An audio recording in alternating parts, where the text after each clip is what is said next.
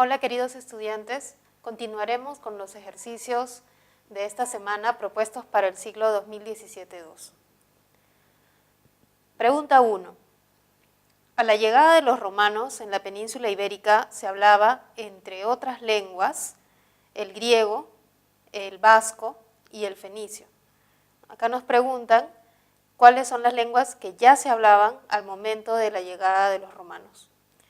Recordemos que eran el tartesio, el fenicio, el cartaginense, el vasco, que todavía se mantiene, y el griego también es considerada una de esas lenguas.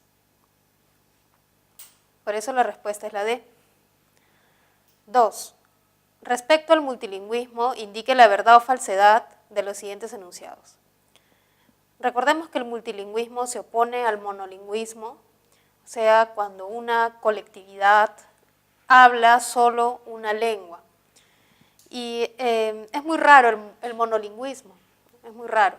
En muchos países siempre vamos a encontrar más de una lengua. A. ¿Implica que todos los hablantes son multilingües? Eso es falso.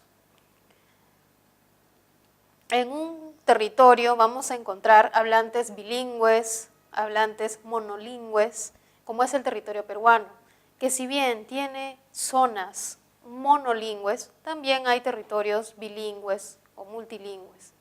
Entonces, este multilingüismo va a en realidad abarcar dos tipos de hablantes o comunidades, monolingües y bilingües o multilingües. B.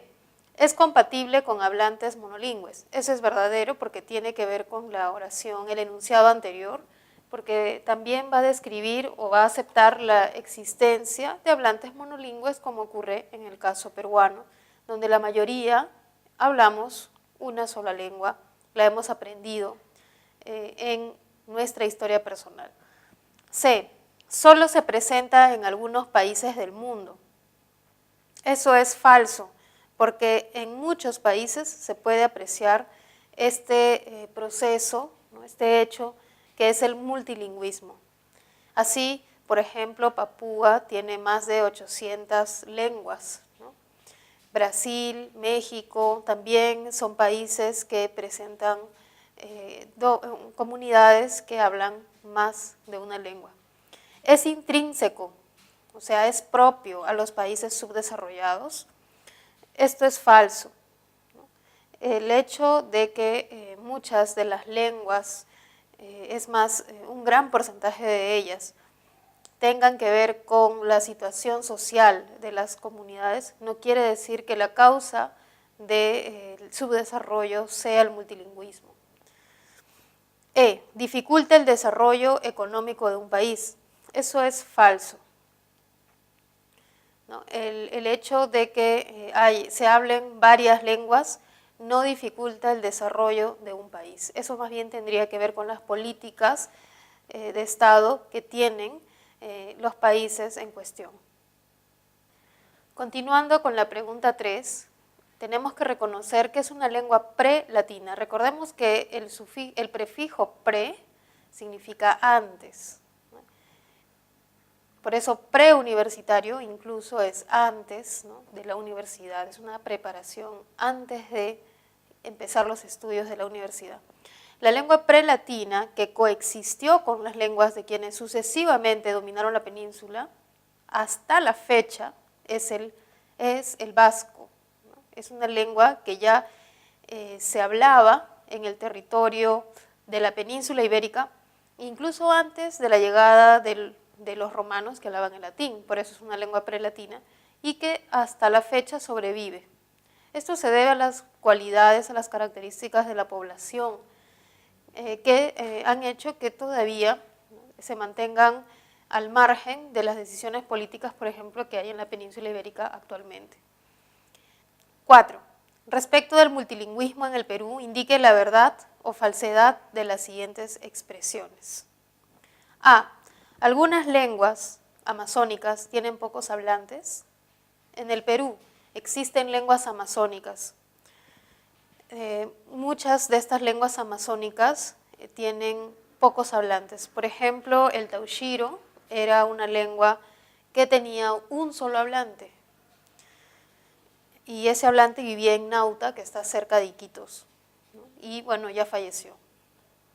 Ahora, el resígaro, cuando se hizo el censo en 2007, o sea, hace 10 años, se encontró a 37 personas que se autoidentificaban como resígaros. Entonces, con 37 hablantes, ¿no? O sea, comparemos con el castellano o español, que tiene más de 450 millones de hablantes en el mundo. Hay lenguas que tienen pocos hablantes. Y lo peor de todo es que no se identifican, ¿no? No se sienten identificados también por el tema del prestigio que hay cuando se hacen censos, ¿no? Entonces, esto es verdadero. Hay pocos hablantes. Muchos de ellos ni siquiera sabemos cuántos hay porque no se logra censar a todos, no se logra llegar a todos los lugares del país, ¿no? B, el castellano ostenta el mayor prestigio social. Eso es verdadero, estamos hablando en términos sociales, en términos también económicos, ¿no? Que tiene mucho que ver en la cuestión de prestigio social. No hablamos de manera lingüística, porque lingüísticamente todas las lenguas son iguales, pero socialmente siempre va a haber más poder y por lo tanto mayor prestigio en una lengua por los hablantes que la usan. C. Yauyos tiene hablantes de cauqui y de quechua. Yauyos es una de las provincias de Lima, está al sur, y en esta provincia se hablan la lengua cauqui y también el quechua, eso es verdadero. Recordemos que el cauqui es una lengua de la familia Aru y es hermana del aymara, y es el único lugar donde se habla esta lengua también, ¿no? En Lima. D. En la región Lima no se hablan lenguas amerindias. Esto es falso. Lima, según los censos, según los estudios de migración, es la región que tiene mayor cantidad de hablantes de lenguas amerindias, específicamente del quechua. Si nos preguntamos por nuestras familias, probablemente encontraremos hablantes de quechua y eso no nos debe sorprender. E. La mayoría de la población peruana es monolingüe, verdadero, ¿no? Si bien nuestro territorio tiene una población muy rica y muy diversa, esa diversidad constituye la minoría, ¿no? La mayoría de la población es monolingüe. 5. En el espacio subrayado escriba el nombre de la familia lingüística a la que corresponde. Tenemos la primera, que es la lengua culina, ¿no? Las lenguas forman parte de familias, así como el español forma parte de la familia romance, igual el culina, también llamado madija, es una lengua que está dentro de la familia aragua, que la podemos escribir así, aragua, o se puede escribir de esta otra manera. Recordemos que esta lengua culina es conocida también como madija. Es más, madija es su denominación más frecuente. Esta lengua se habla en el Purús, ¿no? En la frontera de Perú-Brasil, y es una zona de difícil acceso. El quechua sureño es considerado una lengua que pertenece a la familia que también tiene el mismo nombre, que es el quechua. Y esta es una lengua importante en Sudamérica, es una de las lenguas y de las familias más habladas a nivel de lenguas amerindias en nuestro territorio, en nuestra región sudamericana. Aguaruna. El aguaruna también ya no se llama aguaruna, bueno, todavía se le conoce así, pero ellos prefieren la denominación aguajún, ¿no? Igual que los culina, prefieren la denominación los madija. Los aguajún, junto con también los achuar o los huampís, forman parte de la familia jíbaro, ¿no? Y esto lo vamos a recordar en la historia, cuando se habla acerca de las poblaciones jíbaras de nuestra Amazonía. Cauqui pertenece a la familia Aru, y la lengua amahuaca, que también se habla cerca del río Ucayali, en Madre de Dios, y también en zonas de Ucayali, pertenece a la familia Pano, es decir, es una lengua hermana de Shipibo. Y nosotros sabemos que Shipibo también se habla en Lima, así como decía la pregunta 4, ¿no? los shipibos de Cantagallo, que probablemente hayamos escuchado, y que ahora están en un proceso de mudarse a otro espacio de la ciudad. Recordemos que los shipibos, los amahuacas, ¿no? y otras comunidades forman parte de la familia Pano, y su territorio ha sido siempre Ucayali, Madre de Dios.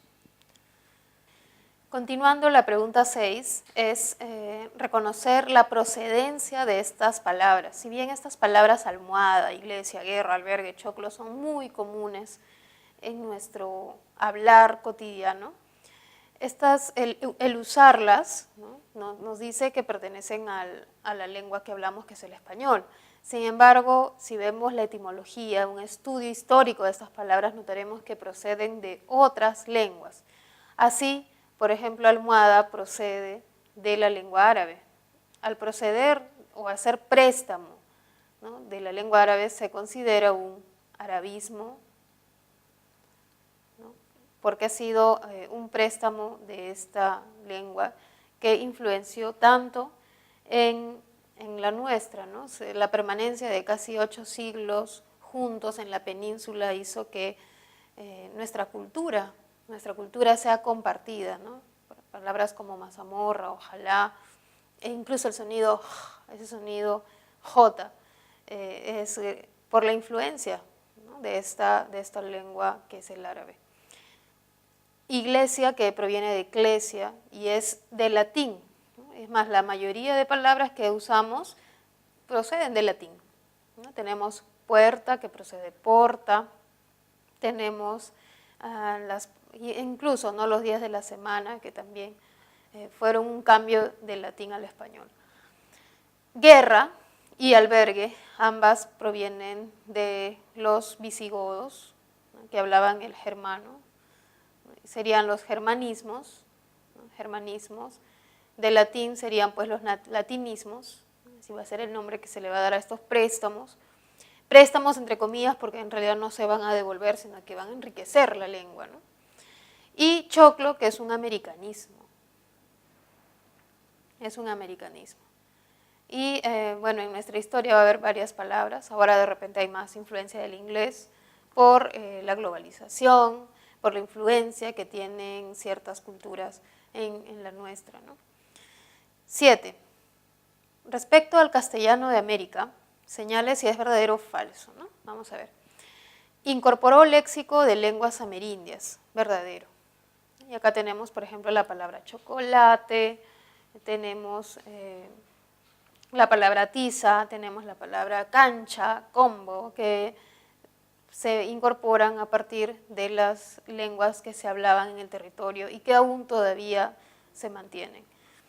El quechua ha influido en su gramática, ¿no? Esto es verdadero. Por ejemplo, estoy haciendo un estudio sobre el pues. Cuando nosotros decimos yapé, ayúdame, ese yapé que utilizamos muy a menudo tiene una influencia quechua, ¿no? Porque en el quechua, si bien no está el p, pero hay estructuras similares a lo que sería ese p, ¿no? Llegó a territorio americano en 1492, verdadero, llega al territorio americano. Ahora en cada parte de América va a llegar en distinto tiempo, ¿no? va a ser un proceso. Arribó al Perú recién en el siglo XV, ¿no? Llega en el siglo XVI, ¿no? Esto es falso. Ha influido en la gramática del quechua, pues esto también es verdadero porque el quechua va a verse influenciado por el mismo castellano, ¿no? Y van a aparecer sonidos, van a desaparecer ciertos sonidos, por préstamos del castellano va a haber palabras y ambas lenguas se van a enriquecer en ese contacto. De esta manera tenemos, por ejemplo, cuando dicen zapa, ¿no? Por ejemplo, sería para ojo grande, ñahuizapa, pero podrían emplear simplemente so o sa, como en el castellano, ¿no? Grandazo, ¿no? Entonces hay un cambio también en el quechua. 8. En el espacio subrayado escriba, ¿no? La clasificación histórica y además geográfica de las lenguas según corresponda. El tartesio fue una lengua que se hablaba en la península ibérica, que ahora llamamos España, antes de la llegada del latín, ¿no? Por lo tanto, es una lengua prelatina, o también considerada muchas veces como prerromana, ¿no? El tartesio, que había llegado desde África, ¿no? El aymara es una lengua amerindia, y dentro de las amerindias es una lengua andina que se habla en Moquegua, Tacna y Puno, sobre todo en Puno, ¿no? Y también en Bolivia, por ejemplo. Íbero. El íbero también, al igual que el tartesio, es una lengua prelatina, ¿no? Igual que el vasco, igual que el celta. El huitoto y el orejón, ambos, ¿no? Ambas son lenguas amazónicas, son amerindias, ambas son amerindias, y corresponden al territorio amazónico. Amerindia amazónica. Bien, en la pregunta 9 tenemos que también ver la realidad lingüística del Perú. En el Perú dicen algunos que se habla un castellano, otros señalamos que se hablan varios castellanos. Si nosotros pensamos en el habla de México, quizás nuestra percepción es que hablan de una sola manera. Pero si vamos a México, vamos a notar que en los distintos lugares, en los distintos territorios de México, vamos a encontrar diversos castellanos. De la misma manera, me imagino que si pensamos en un argentino, tenemos ya un prototipo de habla de un argentino. Y pensaremos que hablan todos igual. De la misma manera, si alguien conoce a un peruano en otro país y es un peruano de Iquitos, de repente va a pensar que todos los peruanos hablan como ese peruano de Iquitos. Pero en Iquitos se habla distinto incluso que en Ucayali, o en Pucallpa, o en Purús. Entonces, son muchas variedades, ¿no?, las que hay en nuestro país. Vamos a hablar acerca de esa realidad lingüística del Perú. El castellano peruano se caracteriza por el ceseo. El ceseo con S, porque hay ceseo con C, es cuando ya no hay una distinción entre la C de casa y la S de sapo, ¿no? Ya no se distingue esto, ¿no? No hay esa diferencia. Por ejemplo, una cosa es decir casa, ¿no?, o con Z también, ¿no?, casa y caza, ya no se establece esa diferencia y esto es a favor de uno de los sonidos, a favor de ese. O sea, preferimos ese sonido en relación a los otros. Y no por una cuestión de preferencia, sino porque simplemente en nuestra interacción no hemos identificado esa diferencia, ¿no? Entonces, sí, efectivamente en el castellano peruano hay ceseo, hay un ceseo.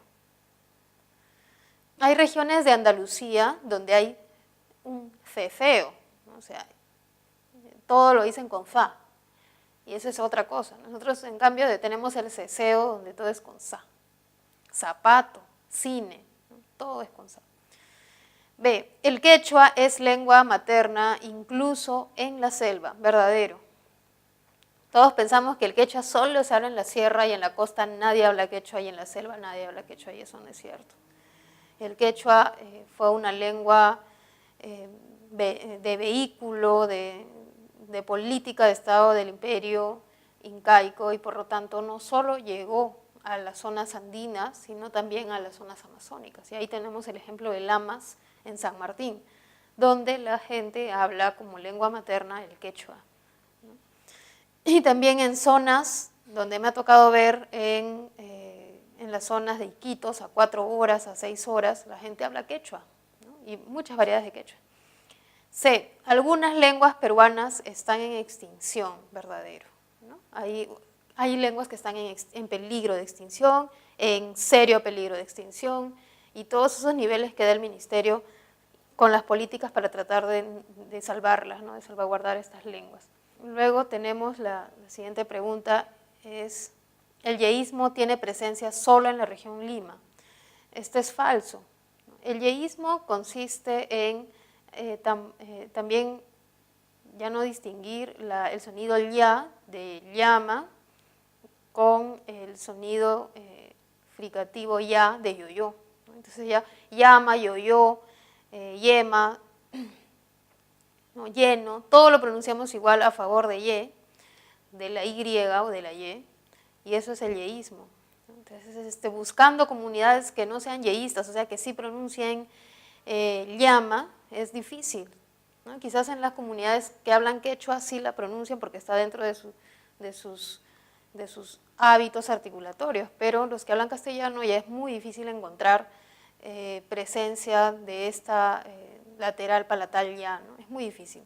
Así que no solamente es en Lima, sino en las zonas ribereñas, ¿no? Las zonas ribereñas ya el yeísmo está totalmente instalado, ¿no? Lingüísticamente el castellano de Lima es superior, ¿no? Lingüísticamente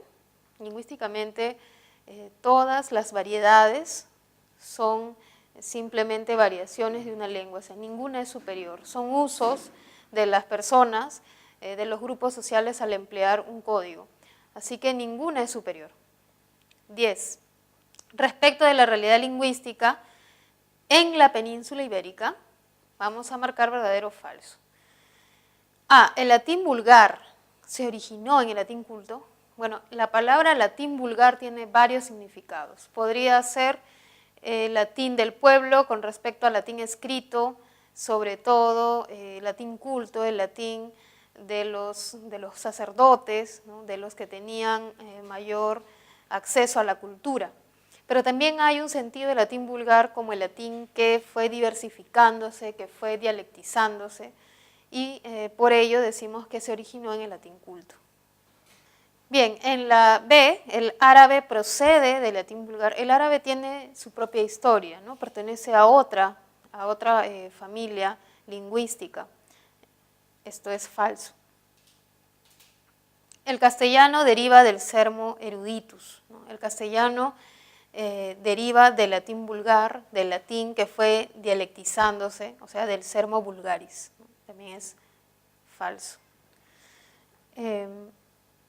La siguiente, el sermo vulgaris dio origen al francés, ¿no? El sermo vulgaris o el latín vulgar originó al francés, el portugués, el italiano y entre ellas también al castellano verdadero. El sermo vulgaris y el sermo rústicos eran distintos, ¿no? Son dos maneras de llamar a estas variedades, a estas formas que fueron poco a poco formando nuevas lenguas. 11. Las palabras banco, su origen, ¿no? El origen de banco es germano, cacique, un americanismo, y álgebra pertenece pues a la lengua árabe. Por eso la respuesta es la C. Bueno, en la pregunta 12 tenemos que relacionar las lenguas con el lugar donde se hablan, pero como lengua materna. El cauqui se habla en Tupe y esto queda en Yauyos, ¿no? La 1 sería con la opción A. El aymara se habla en Moquegua, Tacna y Puno, por eso sería 2C. En la 3 es el quechua costeño central, se habla en la zona de Pacaraos, que está al norte de Lima, ¿no? Cerca de Guaral, cerca de esa zona, es que se habla el Pacaraos, en Pacaraos, sería 3D. El quechua sureño se habla sobre todo en Ayacucho y Cusco, ¿no? Sería 4E. Y el ayáninca se habla en la región del Alto Periné, sería la 5B. De estas lenguas hay que recordar, por ejemplo, el quechua sureño, que es la variedad más hablada, y el ayáninca, porque también es una de las lenguas amazónicas más vitales, es decir, con mayor cantidad de hablantes. 13. Marque la alternativa que presenta nombres de lenguas andina y amazónica respectivamente, o sea, en ese mismo orden. Primero debe estar la andina. Y, por ejemplo, andinas tenemos el aymara, el cauqui. Las amazónicas, ¿no? Tenemos en este caso la lengua ticuna, por eso es la alternativa C. Bueno, la lengua ticuna se habla, y he tenido oportunidad de trabajar con un ticuna, y se habla en la provincia de Ramón Castilla, y esto es en Loreto, o sea, justo en la frontera de Perú, Colombia y Brasil.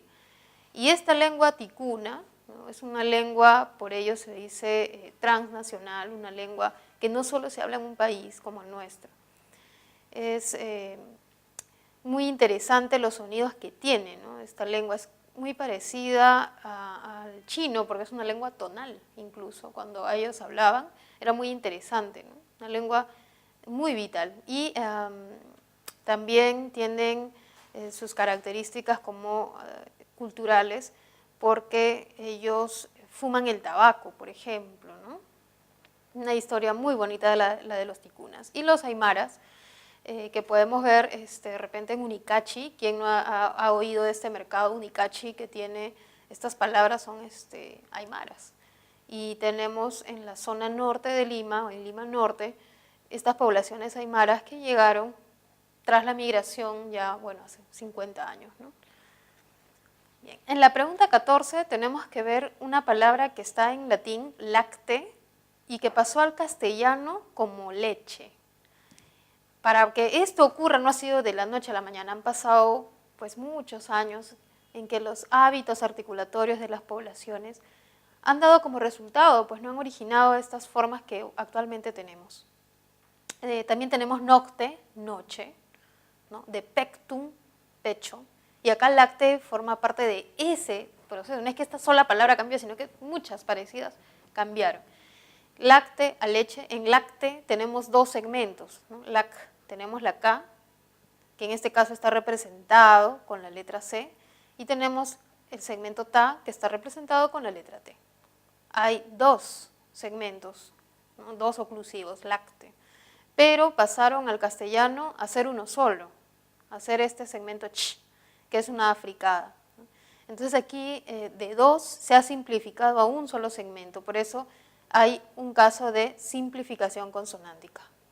Recordemos que la monoptongación es cuando yo tengo dos vocales, ¿no? Dos vocales y solamente terminan en una, ¿no?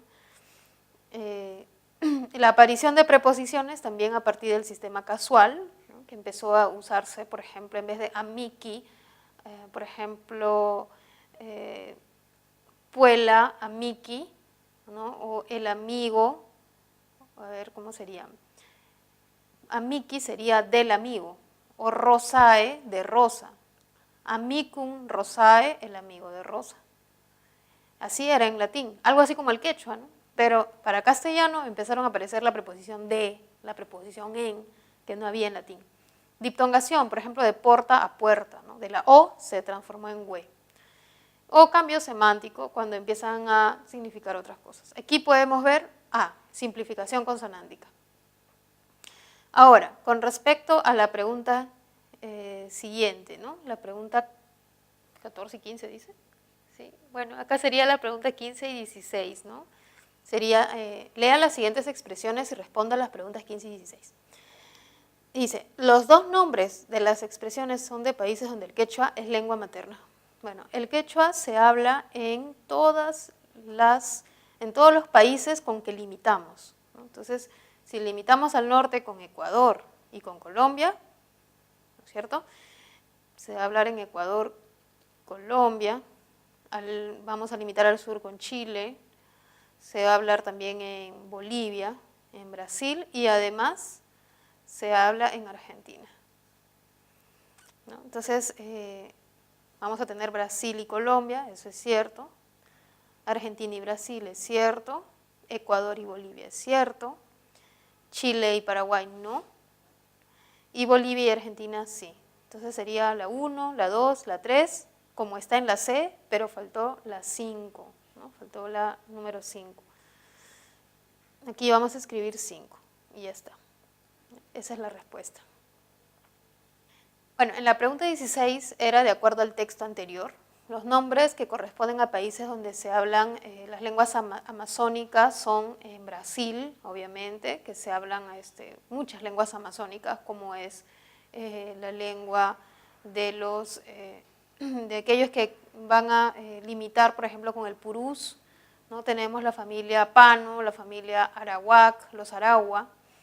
En Ecuador se habla, ¿no? Se habla, por ejemplo, la lengua achuar en Ecuador, que es una lengua que también se habla en el Perú. Si recordamos este problema que hubo de la cordillera,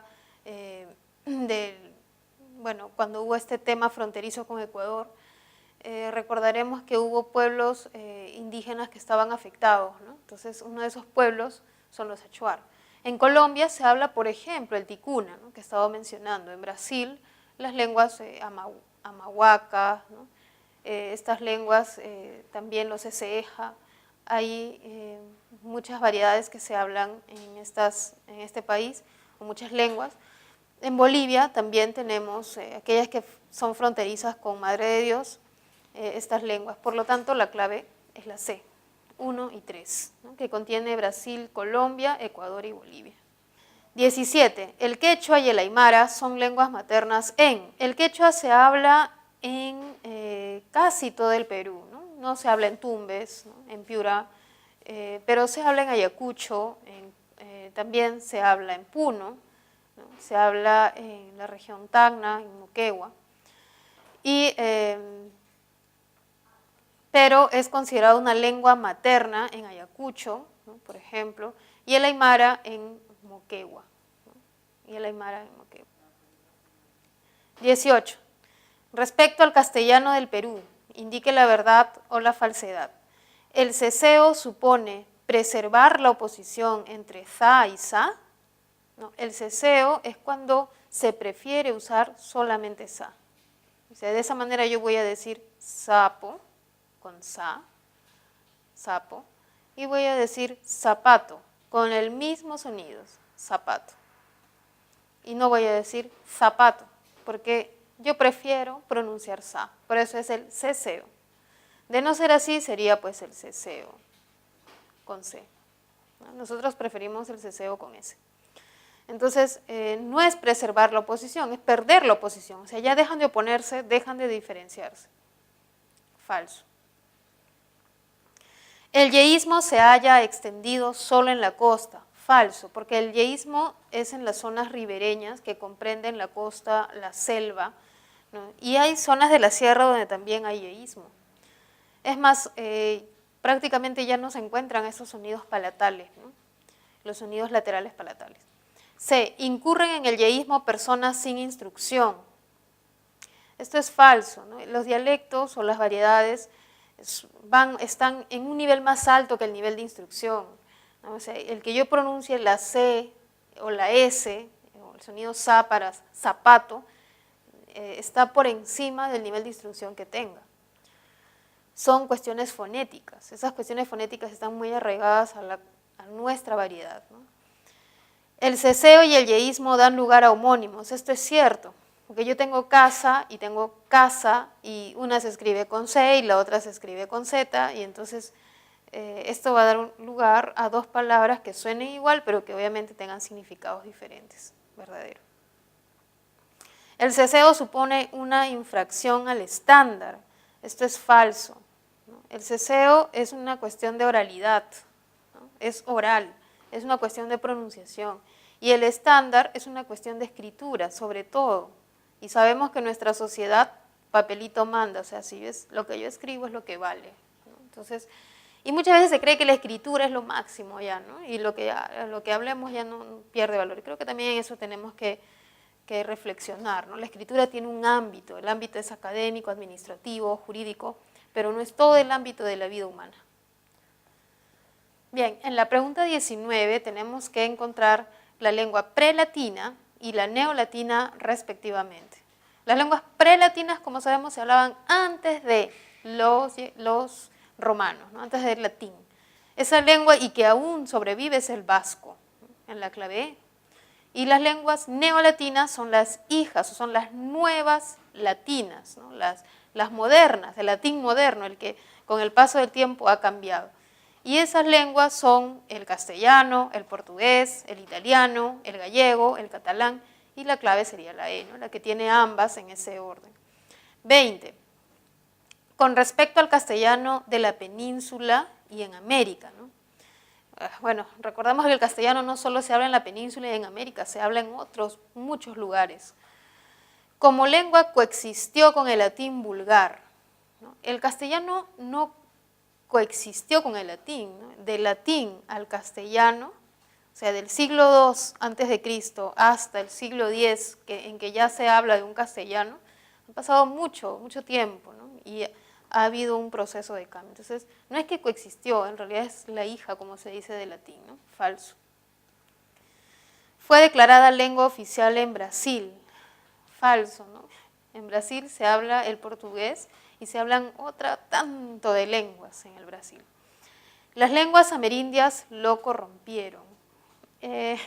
Quizás esto lo pueda decir alguien que no tiene un conocimiento de lingüística y sí, de repente, una práctica discriminadora total, ¿no? Muchas veces decimos, el quechua es un dialecto y el castellano es una lengua y el inglés es ya, ¿no? Un idioma. Pero en realidad tanto el quechua, el castellano y el inglés son consideradas lenguas con el mismo estatus lingüístico, porque son sistemas de pensamiento. Una lengua no solamente es un conjunto de sonidos, es cómo las personas piensan constantemente y repiensan su propia historia, ¿no? Entonces, no hay, el término corrompieron no es válido, es falso. En todo caso, lo enriquecieron. D. Aún mantiene su pureza en España.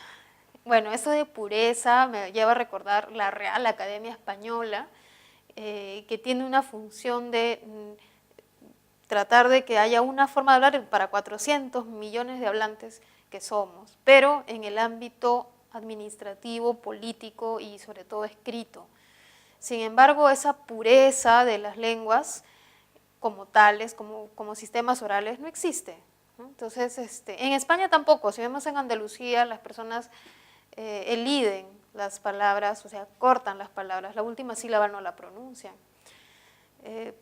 Tratemos de ser amigos de Andalucía y veremos cómo, oigamos cómo hablan, ¿no? Entonces no hay esa pureza, ni en España ni en otro lugar. Tiene una única pronunciación en América. Falso, ¿no? O sea, cada quien pronuncia, es más, yo pronuncio de diferentes maneras. Si le tomásemos una foto a mis sonidos, veremos que mis distintas AEs, cambian según mi intención, según el sonido que esté al lado. Entonces, no hay una única pronunciación. 21. Estas preguntas en adelante tienen que ver con el uso que le demos a las palabras, ¿no? Tenemos el sobre todo junto, que es un sustantivo y que alude a una prenda de vestir, generalmente algo como un abrigo, ¿no? Que utilizamos sobre todo en épocas de mucho frío y nos abrigamos. Y el siguiente sobre todo, que es un marcador del discurso que indica de repente un énfasis, ¿no? Un énfasis en algún aspecto, en alguna parte del texto. Debes, sobre todo, expresarte bien. Acá es un marcador del discurso, se escribe separado, ¿no? Debes, sobre, separado, todo, expresarte bien. Es necesario estos ejercicios porque cuando nosotros hablamos, las palabras solamente fluyen y fluyen, ¿no? Y no estamos pensando en escribir juntos, separados. Entonces es muy importante que nosotros practiquemos mucho esto, ¿no? Para que cuando estemos ya en el contexto de la universidad, esto no sea una traba, sino sea una herramienta, ¿no? Para conocer más. Muchos piensan, pero ¿cómo se escribe juntos, separado? Es sencillo, hay que practicar. B. Sobre todo, no descuides tu salud. Este es el mismo que hace un momento, ¿no? Sobre todo, te estoy enfatizando, ¿no? Sobre todo, no descuides tu salud, ¿no? No descuides tus estudios. Sí, pues, la cultura nos dice que hay que estudiar, pero sobre todo hay que tener salud, ¿no? Mente sana, una buena energía, y así vamos a estudiar mejor, ¿no? Entonces, este es el sobre todo que está ahí. C. No me agrada su sobre todo. Este es el primer sobre todo sustantivo. No me agrada su vestido, ¿no? Lo que lleva puesto, su sobre todo. D. Ese sobre todo está descolorido, también es el anterior, que se escribe junto. Como podemos ver, alude a un solo objeto, entonces tiene que escribirse junto.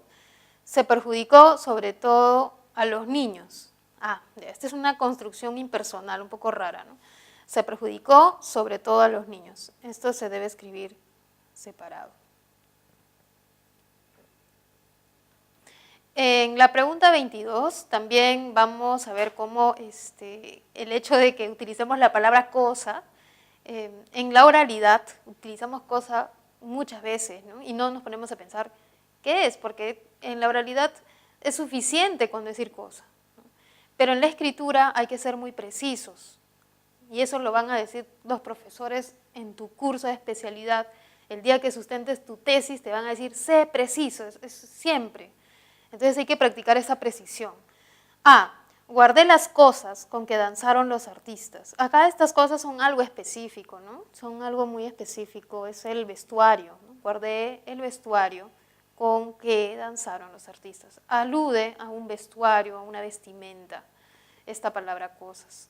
Entonces, en la escritura hay que tratar de ver bien qué es lo que estamos queriendo describir para decirlo, aunque en la oralidad eso no sea necesario por el contexto, ¿no? Porque se puede ver, no es necesario. B, los músicos sacaron sus cosas. Acá, de repente, si es que estamos en la misma situación con la persona ve la cosa, ya no es necesario decirla, ¿no? Pero en la escritura no está. En la escritura no hay un receptor, no está el objeto, el referente, están solo las letras, así que hay que ser precisos. Los músicos sacaron sus instrumentos, ¿no? Serían sus instrumentos. C, confecciona cosas para niños, confecciona prendas. Hilario Mendívil moldeó cosas, moldeó figuras. Y con pisco y fruta preparó una cosa agradable, un cóctel, una bebida, ¿no? Ahora, nuestro cerebro todo esto de repente lo percibe como una cosa, ¿no? Pero en la escritura sí hay que ser muy precisos para que el lector se haga una imagen de lo que le queremos decir. Si no, no se lo va a imaginar y va a pensar otra cosa, ¿no? 23. Reemplace hacer por otro verbo que el contexto exige. Genaro hace ponchos, ¿no? Acá podría ser confecciona ponchos, ¿no? O teje ponchos, teje. Teje en vez de hacer. El verbo hacer es un verbo causativo, un verbo de creación, con el cual yo puedo crear hasta situaciones, puedo crear objetos, pero hay verbos que son más específicos. Estos verbos como hacer son llamados verbos de apoyo que utilizamos en la oralidad, ¿no? Con la pushka, Beatriz ha hecho la lana, ¿no? Ha hecho sería ha hilado la lana. River Oré hizo un solo, ¿no? Ejecutó un solo de guitarra excepcional. Los Chapiacs hicieron la cumbia delincuencial, acá sería compusieron, ¿no? Y se dice que el yatán más rico se hace en Batán, se prepara, ¿no? Se prepara. Ahora, en la pregunta 24 tenemos que ver también las redundancias, ¿no? Ahora, estas preguntas son de estándar, o sea, de escritura, de manejo para poder también en la universidad de alguna forma ir bien, ¿no? 24 es hace años atrás, ¿no? Hace años atrás. Este hace alude a tiempo, hace 3 años, hace un mes. Ese hace ya no es hacer en el sentido de cambiar algo, crear algo, sino más bien de tiempo. Entonces este atrás también alude a un tiempo anterior. Así que hay una repetición que debemos evitar en la escritura, ¿no? En la oralidad sí somos muy redundantes, porque el cerebro, la mente, puede atender a la realidad a partir de repetir elementos. Yo repito, entonces me queda fijado. Pero en la escritura hay que tratar de no emplear dos elementos con un mismo sentido. B. Lucho Quequesana era su amigo personal. Amigo personal también hay redundancia, ¿no? Porque no hay un amigo que no lo sea, que no sea personal. Nos dijo que tuvo un accidente imprevisto. De la misma manera, ¿no? No hay accidente que no sea imprevisto, ¿no? No hay accidente que yo pueda, en todo caso, ver o anticipar, sino no sería un accidente. Lo obligué a bajar abajo también, ¿no? Y aquí yo quisiera llamar la atención, ¿no? Este bajar abajo lo utiliza mi familia, lo utilizamos, y eso no hace que nuestro prestigio social tenga que ser, en todo caso, disminuido, ¿no? Son formas de hablar. Lo vamos a encontrar en cualquier lugar, ¿no? No es motivo para discriminar. Pero al escribir sí debemos evitar estas formas. Hoy me entregó una carta escrita a mano y esta es la que no presenta redundancia porque las cartas ahora pueden escribirse a mano, pueden escribirse mediante la computadora, ¿no? Entonces aquí no hay redundancia. Bueno, en la pregunta 25 tenemos que ver el uso de las locuciones latinas, ¿no? Hay expresiones que han quedado fijas, ¿no? Se han quedado como se usaban en el latín, como es ad honorem, que debió llevar una M, ¿no? A grosso modo, que es una expresión que no debe llevar la preposición, ya que recuerden que el latín carecía de preposiciones. En este caso, ad hoc, que debe escribirse ad, ya sabemos que este ad, así como en ad honorem, significa en, ¿no? Es un ablativo, en, ¿no? Lo que tiene nuestro significado actual, y en este caso hoc, ¿no? Hoc. Se levantó temprano por motu proprio, no lleva preposición, y ad literam es la correcta. Ahora, ad honorem es muchas veces el trabajo que realizamos simplemente por el gusto de hacerlo, ¿no? Ese es el significado que tiene, ¿no? Sin una retribución alguna. Desarrollo el tema grosso modo, que es a grandes rasgos. Si bien en castellano es a grandes rasgos, en latín, su locución latina sería grosso modo simplemente. Firmaron el contrato ad hoc. Ad hoc es algo específico para ese contexto, pero no necesariamente a todos los contextos, ¿no? Ad hoc es algo específico, especial para el motu proprio, que significa voluntariamente, ¿no? Voluntariamente, y ad literam, literalmente. Bueno, estas locuciones latinas todavía su uso da cuenta de que nuestra lengua ha tenido un origen, y ese origen ha sido el latín. También de repente la influencia de otras lenguas hace que esto, ¿no? Que aparezcan estas preposiciones, que se cambie de repente una M por una N, ¿no? O que lo veamos de una forma diferente.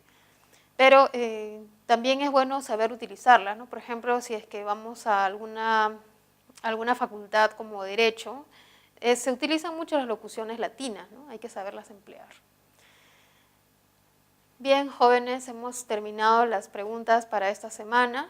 Como siempre, la indicación es continuar motivándonos por nosotros mismos, ¿no? Estas clases virtuales exigen todavía de los estudiantes estar más motivados. Así que espero que se haya entendido. Practiquemos, tengamos una estrategia para lograr el objetivo, ¿no? Ustedes saben que cuentan siempre con nosotros para llegar a esa meta. También es nuestra la meta.